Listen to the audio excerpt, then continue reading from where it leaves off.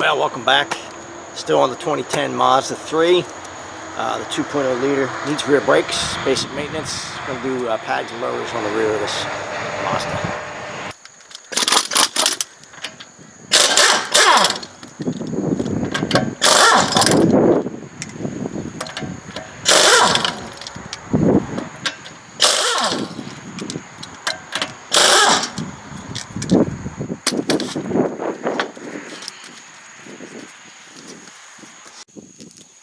So this is a hex Allen key 7mm. Break these loose.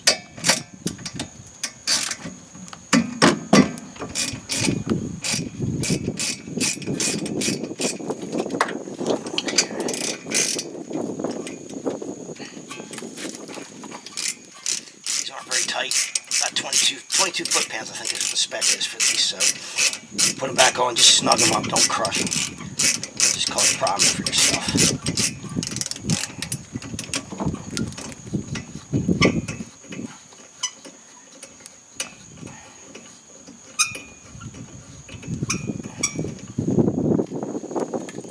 There it is.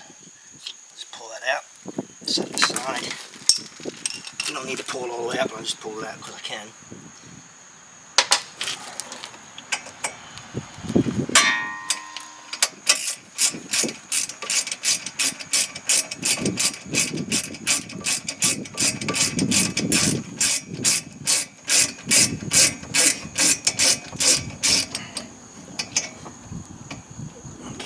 Loose. I can just get up in here with a screwdriver and push on it. Get behind and push it out. Can't hang on to anything today. Alright, let's get the caliper out of here. Should. I don't know if this is a twist-in caliper or a push-in. We'll see in a second. I have a feeling it's twisting. I'm not sure though. Just pry it off.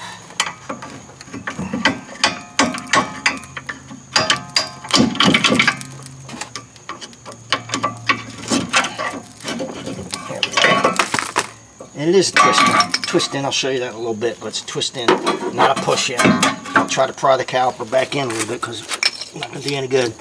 But here you can see, I don't know if you can see that or not, but you got about less than a 1/16 of an inch left on that. So now we're going to take the mounting bracket off. I don't know what size these are. 15 or 14, I'm guessing.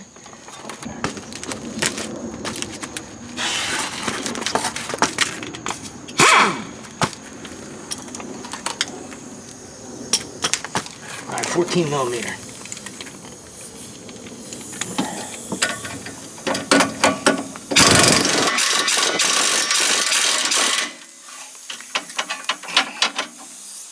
Stuff stuck in there. Come on. Let go. Oh, well. These are, torque spec on these is 56 foot-pounds for these. They're not very big. And thereby they don't have a whole lot of torque on them. Get the other one off here, hopefully.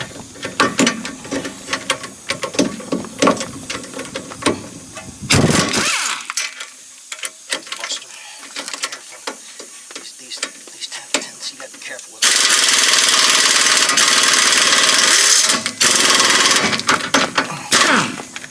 Alright, let me get a wrench and break that loose.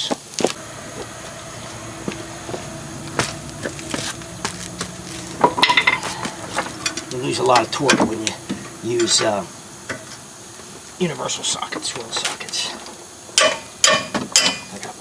I'll break it loose first.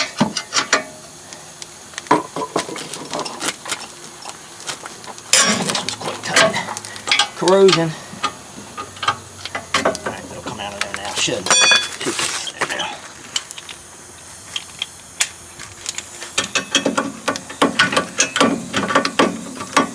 Get it on there. There we go.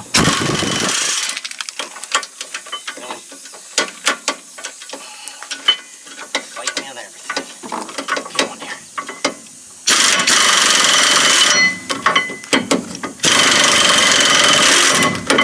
Wow. It's not going easily. Give it that.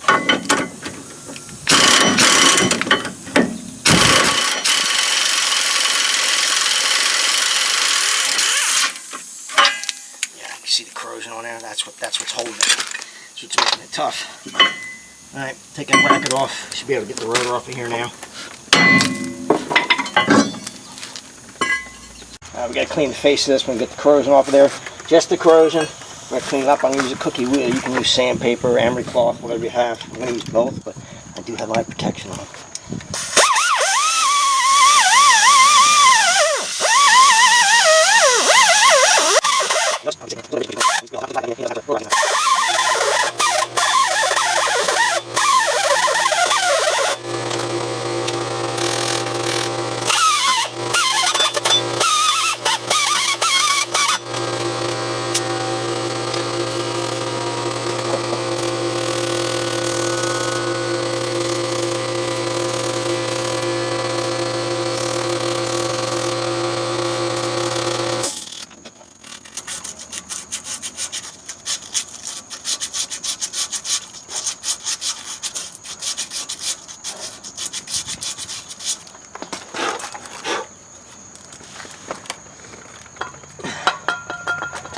Brake clean, chemical 1,001 uses.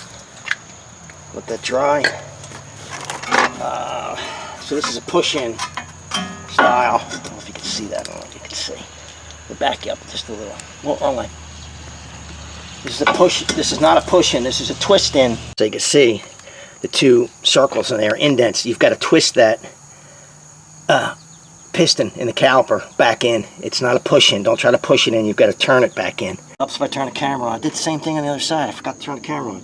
I've got my tool in there. This is a twist-in style, not a push-in. So you can do this with needle nose pliers if you don't have this tool, or you can go to most auto parts stores and they'll give it to you as a loaner. Take it back. You get the deposit back when you're done with it. You're just going to turn it in. Make sure it doesn't grab the boot. If it starts grabbing the boot, get in there and loosen the boot up and spray a little lubricant so it moves around freely. I'm going to turn it in until it bottoms out. When it bottoms out, don't crank on it. That's it. Just hit the bottom. Just leave it there. And break this loose now.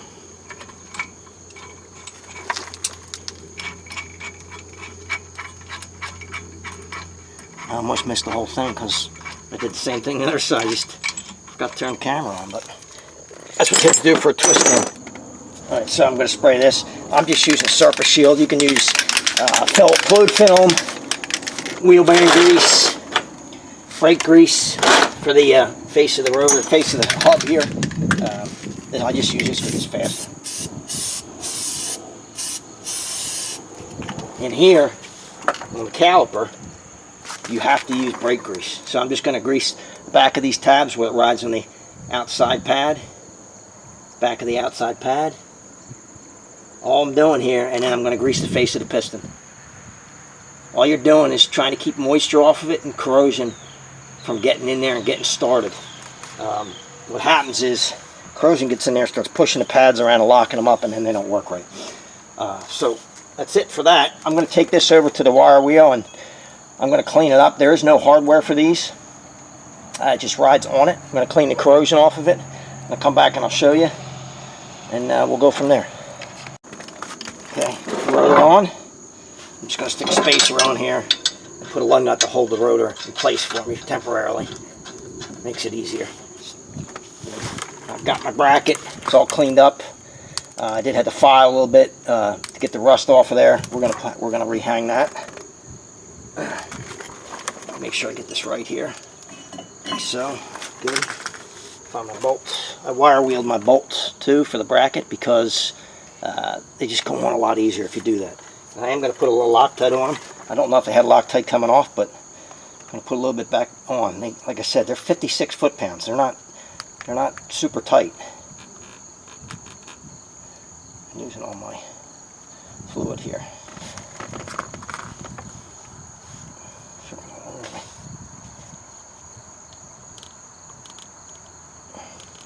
Come on. I better get some more soon. Coming out the lid. Isn't that cool? Alright, let's just get these started.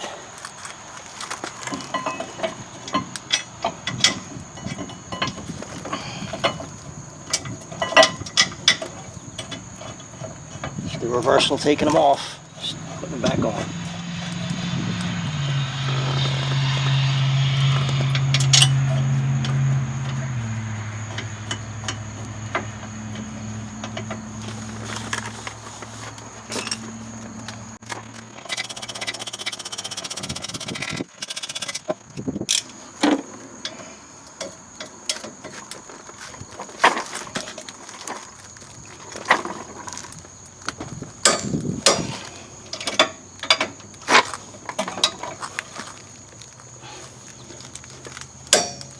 That's it. Look at the original. The one on the inside has the clip, the one that goes against the piston. The outside one is solid up here, doesn't have an indent for the clip, so it goes on the outside. So there is a difference. I'll do this one first. Just sit it in there.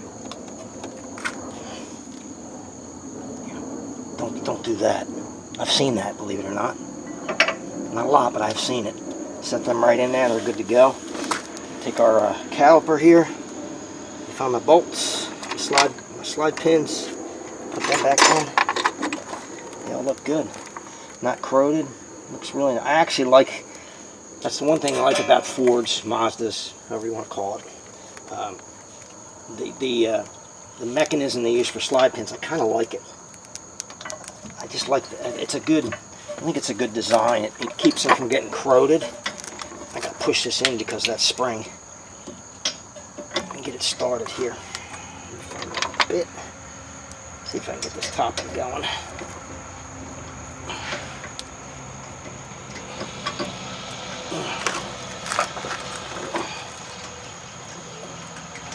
Yeah, just gotta get it started. Oh, I think I actually have it, maybe. No, I don't. Another one I do. So it'll just go right in there.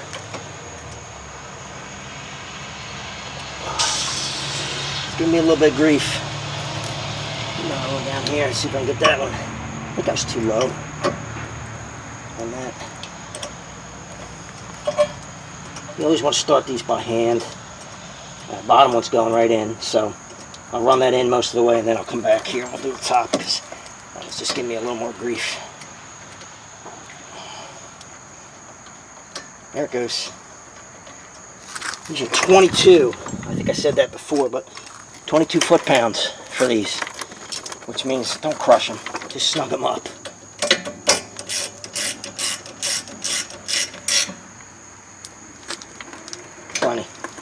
Plenty.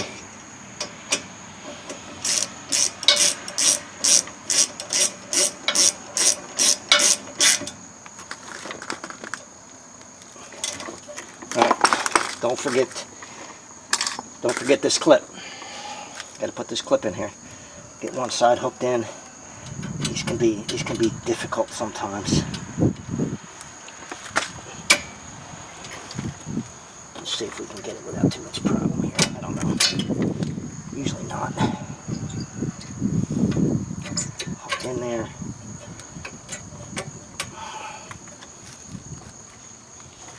Let me get a pair of pliers. Alright, let's try this. Get this clip in here with pliers if I can. Needle nose vice grips.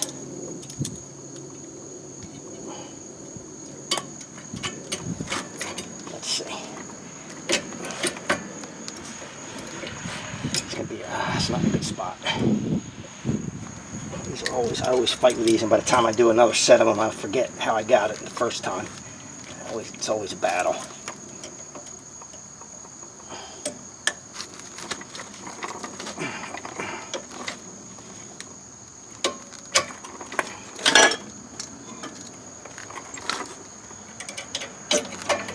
Yeah.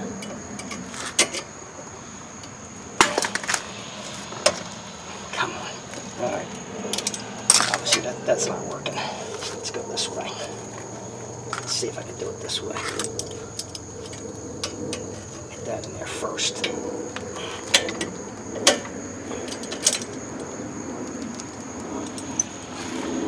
It's not in all the way yet, but it's close. Just looking for my screwdriver hammer.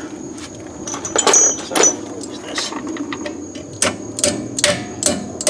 And get that right in there. Make sure that's in there. I don't like it. I don't like it.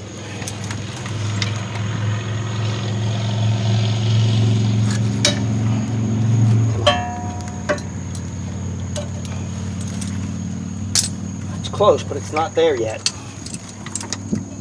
There it goes. I don't know if you saw that or not, but so they got to be behind the tabs on the end, behind these tabs, and in there, in that hole, all the way. There we go.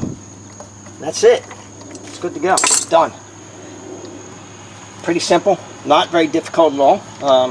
Pop your pedal until it gets firm.